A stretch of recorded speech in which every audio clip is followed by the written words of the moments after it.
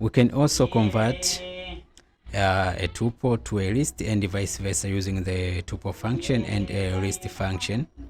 For example, we have this tuple. We can just say that we can say my list. So we are converting a tuple into a list, then we say it's a list, then we put my tuple. Now if we go ahead and print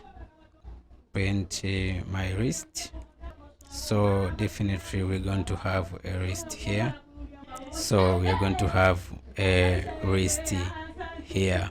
Also, we can try to convert our tuple to a list.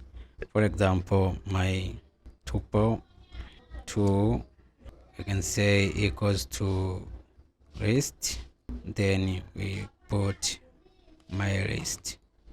Now if we go ahead and print our my tuple 2, go ahead and save this. We need to convert this into a tuple. So remember, we are converting this into a tuple. If we print this, we have a list here and we have our tuple here.